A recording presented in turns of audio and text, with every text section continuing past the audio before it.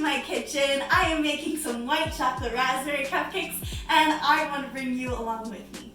So these cupcakes are actually anniversary cupcakes for a wedding I did last year.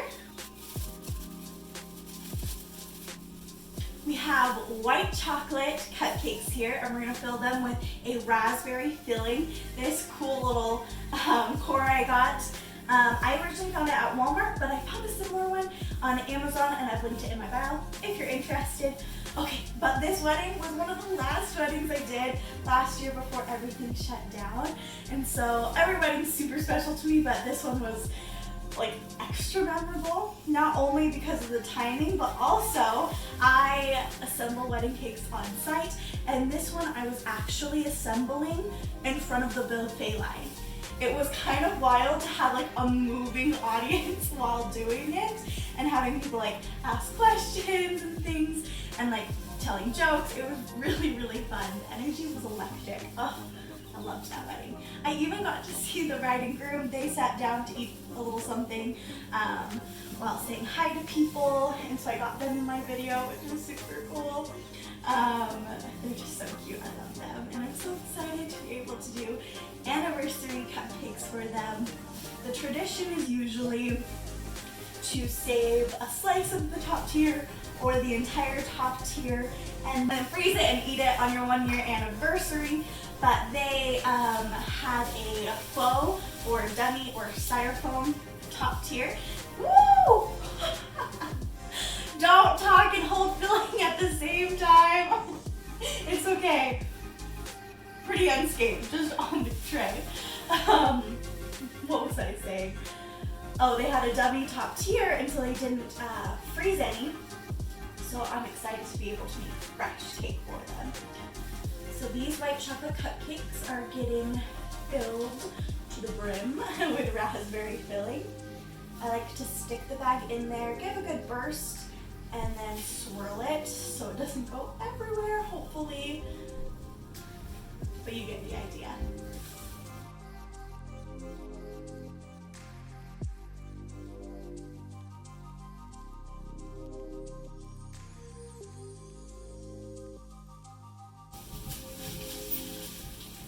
Whoa, usually I'm not this messy. What is going on? It's the pressure of being on camera.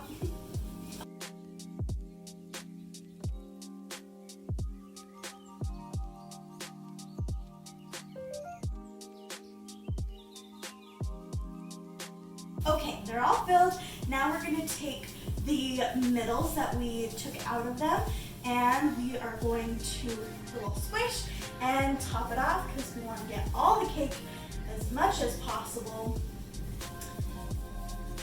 Plus it gives us a barrier. Whoa, dropped one, that's okay. Gives us a barrier between the frosting and the filling, so it's not, it adheres a little better and the frosting won't go sliding if something happens. Little hat. I have really petite hands and so gloves, I always have some like extra out there. I need to find a smaller pair of gloves.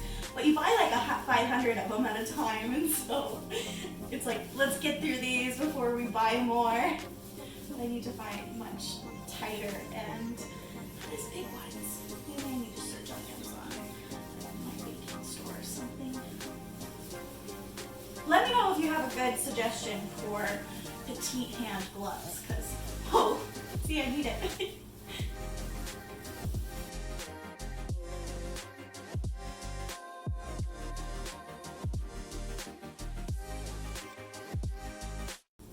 There we go. They are all topped. And now we're going to set these aside so we can fill our piping bag up. So I have an 18-inch piping bag here. They're my favorite because I like to really fill my piping bag, and it's enough space that I'm not worried about things shooting out both ends. So this is not a pleasant sound. We're going to cut sound now.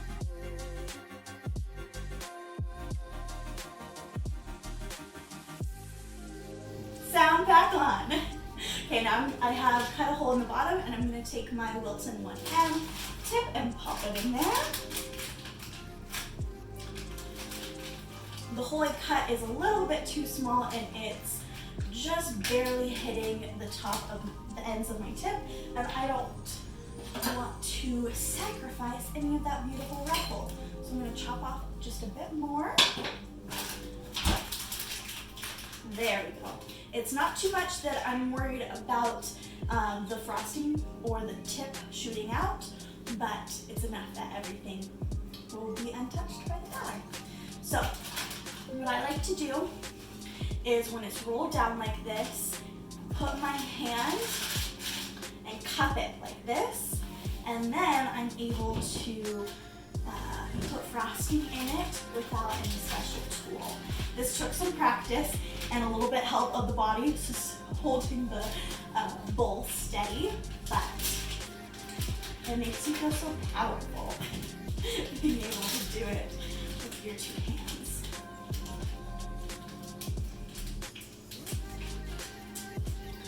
Oh, that's what I call luscious. Come on. Pause for crinkly bag. Done with crinkly bag. Now I'm going to twist the top, and she's ready to cut. I'm going to clean up that raspberry splatter, and then I'll bring you in close for the frosting because it's super fun to see up close. Okay, we're all cleaned up. Let's frost these. Now, for these, I'm going to do a simple 2-around rosette, starting in the middle. I find this is crucial, especially when you're doing a taller frosting. Let me show you. So, I'll have 2 examples right here. One I'm going to start in the middle, bring it up, just a simple basic swirl, and then this one I'm going to start it on the outside and bring it up. The reason I recommend having it in the middle is because you can always bring it out more, but with this one it doesn't have enough stability in the center for it to hold this shape. It's going to begin to fall the more it sits out. We'll set these right over here. Always make extra for demonstration and tasting purposes. Alrighty, let's continue to frost.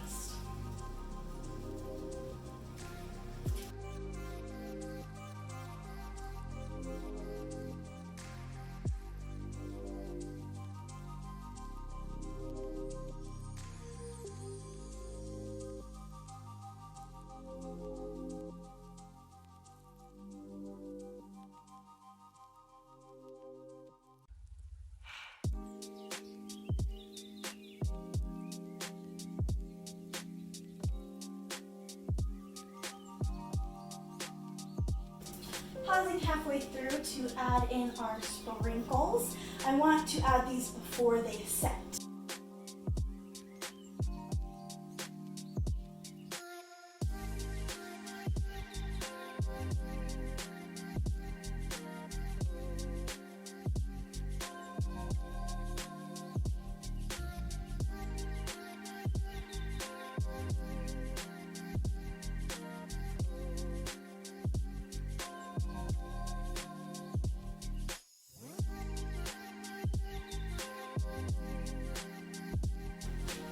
To finish these cupcakes off, I have my raspberries that I've washed and have been drying, so there's no water on them. If they have any water, they will dissolve the sugar within the buttercream and start to bleed out their color and fall off. So make sure they're completely dry, and I've tried cutting them in half, but the same thing happens. So use a whole raspberry if you're going to do this.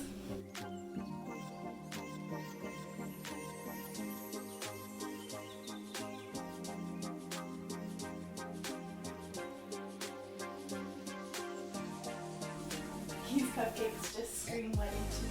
White chocolate raspberry is my most popular wedding flavor, and so I make them a lot for wedding consultations and weddings in general, so this is bringing all the good feels for me. And our 2 demos. Ooh. Yum! Can't wait to dive into this one. Thank you so much for making cupcakes with me. Bye!